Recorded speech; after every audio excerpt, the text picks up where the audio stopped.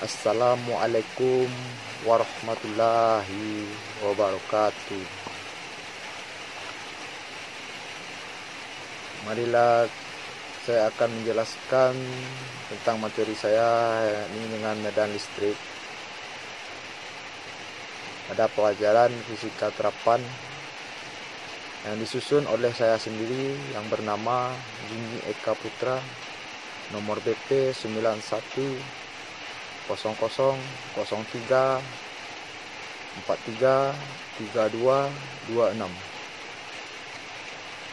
Prodi Teknik Sipil B. Dosen pembimbing saya ini Bu Mary Tresia SSI MSI. Mari kita masuk ke judul.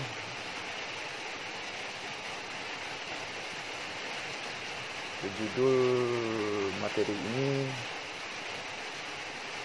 medan listrik yang mempunyai latar belakang.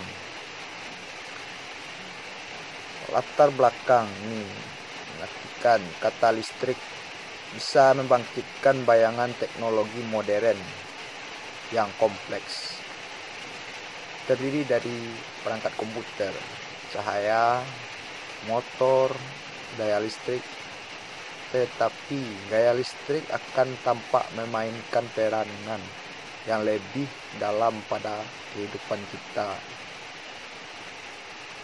Menurut teori atom, gaya yang bekerja antara atom dan molekul untuk menjaga agar mereka tetap bersatu untuk membentuk zat cair dan padat adalah gaya listrik, dan gaya listrik juga terlibat pada proses metabolisme yang terjadi dalam tubuh kita. Banyak gaya yang telah kita bahas sampai saat sekarang ini, seperti gaya elastis, gaya elastik, gaya normal, dan gaya kontak lainnya.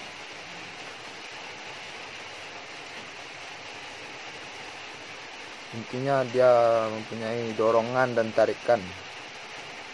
Dianggap merupakan akibat dari gaya listrik yang bekerja pada tingkatan atomik. Mari kita masuk dengan pembahasan. Pembahasan ini adalah pengertian listrik.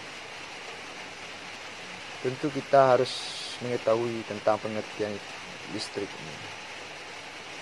Apa itu listrik? Kelistrikan adalah sifat benda yang muncul dari adanya muatan listrik. B. Sifat-sifat listrik. Kita harus tahu juga dengan sifat-sifat listrik. Apa saja yang sifat-sifat listrik itu? Mari kita jelaskan. Listrik memberi kenaikan terhadap 4 gaya dasar yang alami dan sifatnya tetap dalam benda yang dapat diukur. Dia tetap dapat diukur di dalam bentuk benda itu. Dalam kasus ini, frase jumlah listrik digunakan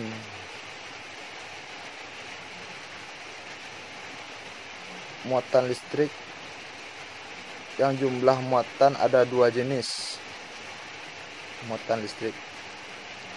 Yang pertama jenis positif dan jenis negatif.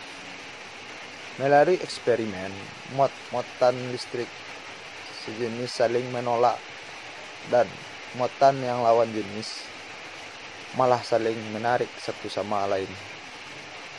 Besarnya gaya menarik dan menolak ini ditetapkan oleh hukum Coulomb.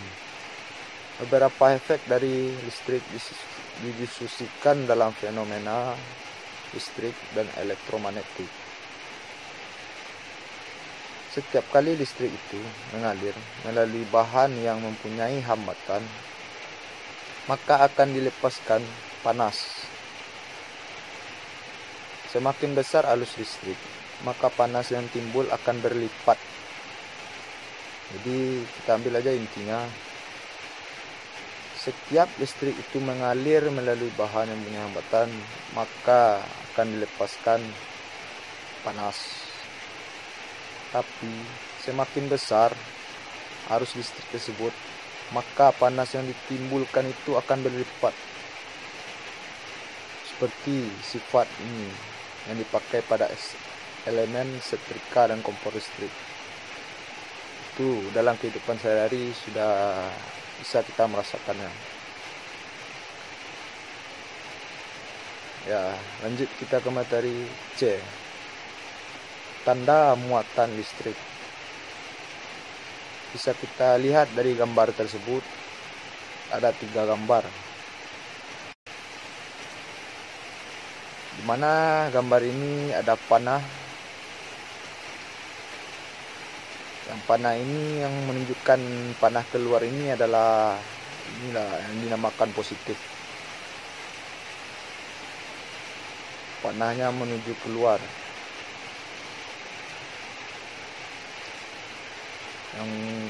Yang keduanya ini menunjukkan negatif. Negatif ini panahnya menunjukkan ke dalam. Yang ketiga inilah namanya 0. Tidak ada terdapat muatan maupun positif maupun negatif. Muatan 0. Jadi ada tanda-tanda muatannya ini, ada 3 tandanya, tanda positif, negatif, dan tanda 0. Terlihat pada gambar. Jadi muatan listrik dapat bernilai negatif 0. Kalau 0 ini tidak terdapat muatan atau jumlah satuan muatan positif dan negatif sama. Tidak terdapat satuan muatan. Nilai muatan ini akan mempengaruhi perhitungan medan listrik dalam hal tandanya, yaitu positif atau negatif atau 0. Dari muatan positif itu akan menyebabkan garis-garis medan listrik berarah daripadanya menuju keluar. Jadi kalau positif ini menuju keluar. Jadi kalau muatan negatif akan menyebabkan garis-garis medan tersebut berarah menuju masuk pada gumpalan itu. Muatan 0 tidak menyebabkan ada garis. Tidak ada menyebabkan garis-garis itu. Tidak ada pula juga medan listrik di dalamnya. Mari kita lanjut ke teori D. Ada teori dasar medan listrik. Jadi yang D ini menunjukkan teori dasar medan listrik yang mempunyai pengertian medan dan medan listrik. Ada 2 pengertian, yakni 1 medan.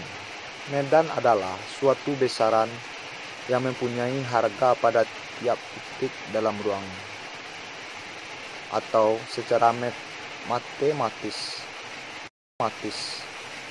Medan merupakan sesuatu yang merupakan fungsi kontinu dari posisi dalam ruangan. Kalau medan listrik merupakan daerah atau ruang di sekitar benda yang bermuatan listrik, di mana jika sebuah benda bermuatan lainnya diletakkan pada daerah itu, mungkin masih mengalami gaya elektromagnetis. Yang ini disebut gaya Coulomb. Baiklah, kita lanjutkan kepada alat dan bahan. Pertama, alat bahan. Alat bahan ini terdiri dari 5 macam. Yang pertama, isolasi. Yang kedua, kawat. Yang ketiga, baterai. Yang keempat, pasir. Yang kelima, gunting. Dia ada 5 bahan dalam alat dan bahan ini, ada 5. Jadi yang pertama itu isolasi, kawat, baterai, pasir, gunting.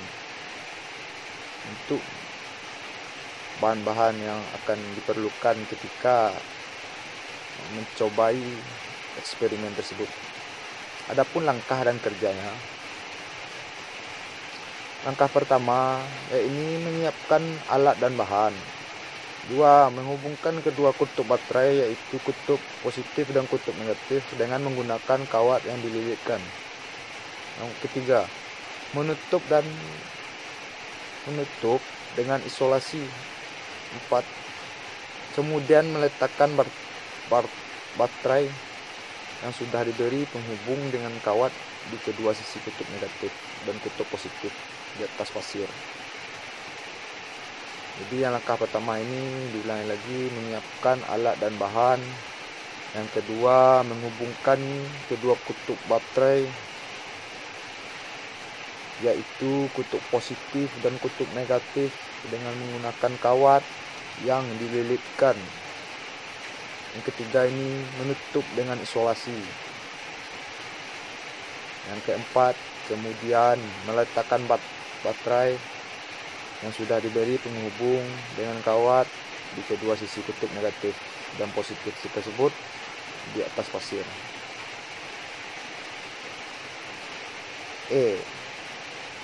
Mari kita lanjut ke materi E. Masukkan juga pada gambar ini. Gambar ini terlihat ada 3 macam juga. Pertama, titiknya ini bukan pola-pola medan listrik dengan menggambarkan garis-garis dalam arah medan listrik ini. Jadi kita lihat gambar pertama ini dan gambar kedua. Boleh dilihat juga ini ada vektor medan listrik di sebuah titik ini tangensial terhadap garis-garis medan listrik dia. Ini gambar yang ketiga ini jumlah garis-garis persatuan luas permukaan yang tegak lurus garis-garis medan listrik ini sebanding dengan medan listrik di daerah tersebut. Jadi sebanding. Gambar yang ketiga. Gaya kolom di sekitar satuan muatan listrik akan membentuk medan listrik. Dalam membahas medan listrik, digunakan pengertian kuat medan. Mari kita lanjutkan. F. Kuat medan listrik. Kuat gaya medan listrik. Kuat medan gaya listrik. So, kita pengertian medan gaya listrik yaitu gaya elektrostatistik yang dialami oleh satu satuan muatan positif yang diletakkan di titik itu. Setiap satuan muatannya didefinisikan sebagai hasil bagi gaya listrik yang bekerja pada suatu muatan uji dengan besar muatan uji tersebut. Besar medan listrik dari sebuah benda bermuatan listrik dinamakan kuat medan listrik. Jika sebuah muatan uji Q diletakkan di dalam medan listrik dari sebuah benda bermuatan kuat medan listrik E, benda tersebut adalah besaran gaya listrik F yang timbul di antara kedua dibagi besar muatan uji. Kuat medan listrik juga merupakan besaran vektor karena memiliki arah. Maka penjumlahan antara dua medan listrik atau lebih harus menggunakan penjumlahan vektor. Arah medan listrik dari sebuah muatan positif di suatu titik adalah keluar atau meninggalkan muatan tersebut. Yang pertama, di suatu titik akibat suatu muatan, sumber digambarkan sebagai berikut ini. Arah, maka penjumlahan antara dua medan listrik atau lebih harus menggunakan penjumlahan vektor. Arah medan listrik dari sebuah muatan positif di suatu titik adalah keluar atau meninggalkan muatan tersebut. Yang pertama, di suatu titik akibat suatu muatan, sumber digambarkan sebagai berikut ini. Lalu kita lihat gambarnya. Nah, ada titik positif dan ada juga titik negatif.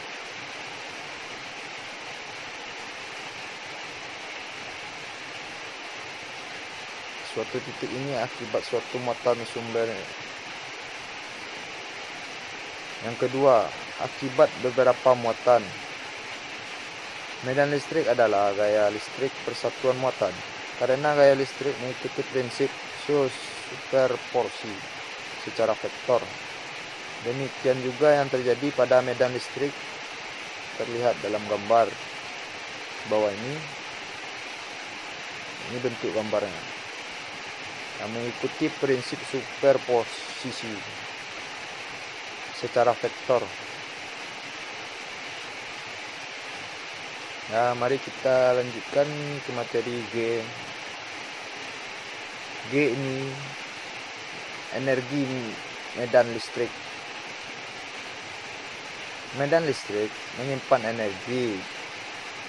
Rapat energi suatu medan listrik diberi oleh dengan tanda seperti ini adalah permitivitas medium, di mana medan listrik terdapat dalam ruang vakum. Ruang vakum, ya, ini boleh dilihat yang dinamakan permitivitas. E adalah vektor medan listrik. Total energi yang tersimpan pada medan listrik dalam suatu volume F adalah, bisa dikatakan, lihat 1/2 E pada 2 dt. Dengan dt adalah elemen diferensial volume. Mari kita masuk ke materi H. Flux listrik. Apabila terdapat Mari kita masuk ke materi H. Flux listrik. Apabila terdapat garis-garis gaya dari suatu medan listrik homogen yang menembus tegak lurus bidang seluas A, maka hasil kali antara kuat medan listrik E dan luas bidang A yang tegak lurus dengan medan listrik itu disebut dengan flux listrik. Flux listrik ini tandanya.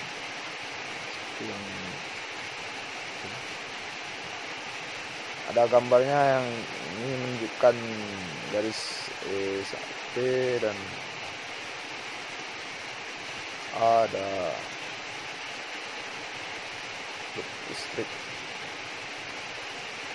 Gimana flux medan listrik N per C M 2 sama dengan WB sama dengan WB. Pengertian dari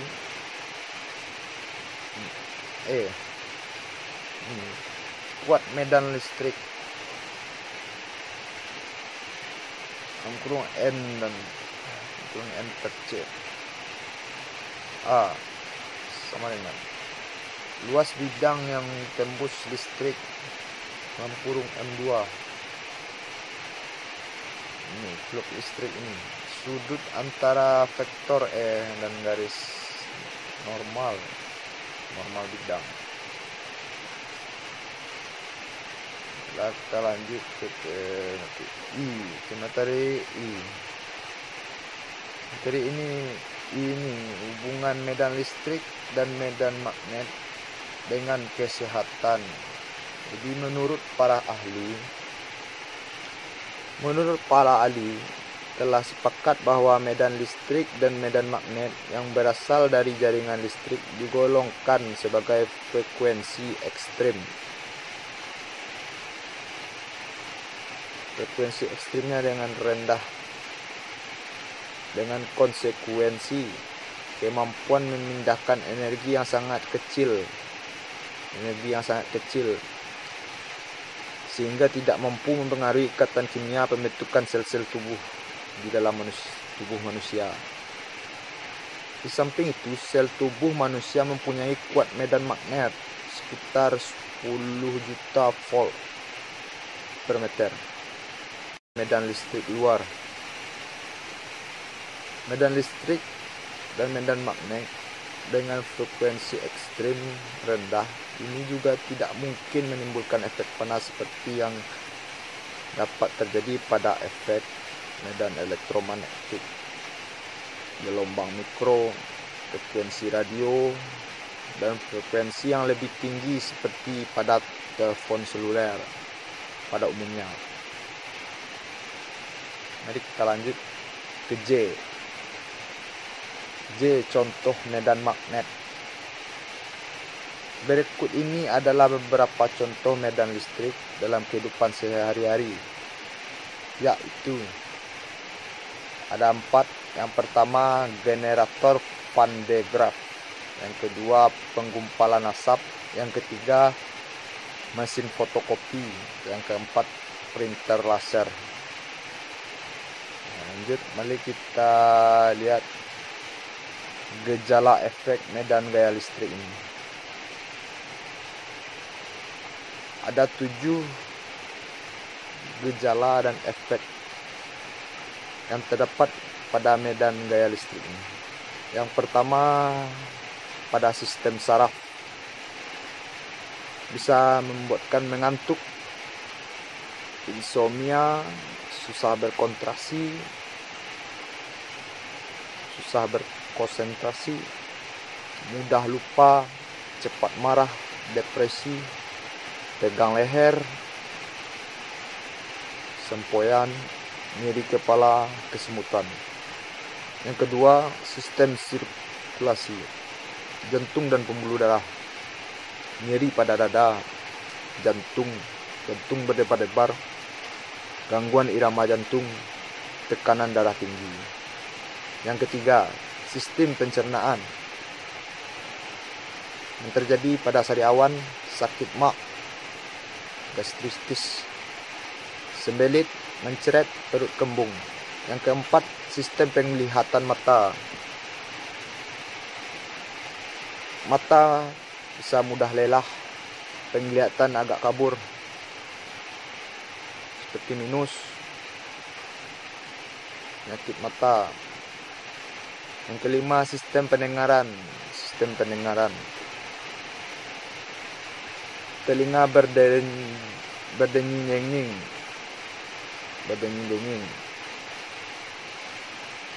Sistem anggota gerak tubuh mudah lelah, berdenying-denying.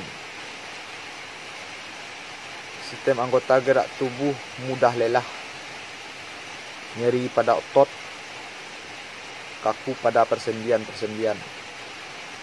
Yang keenam, sistem anggota gerak tubuh mudah lelah, nyeri otot, kaku pada persendian. 7. Pada sistem ekskresi. Ini bisa menyebabkan ginjal dan saluran napas kita terganggu. Sepertinya sering kencing, susah kencing.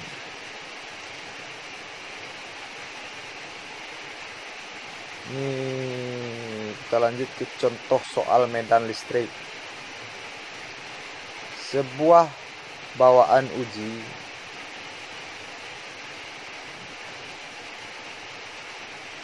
plus 5 kali 10 kuadrat C diletakkan dalam sebuah medan listrik.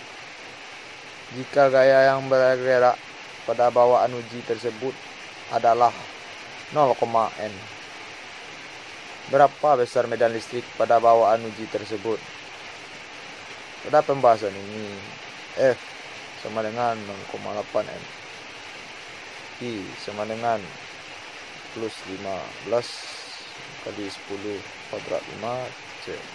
Jawabannya sama dengan E per F C.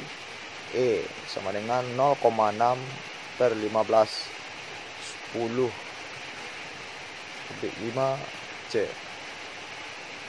E sama dengan 6 kali 10 kuadrat 4 per 15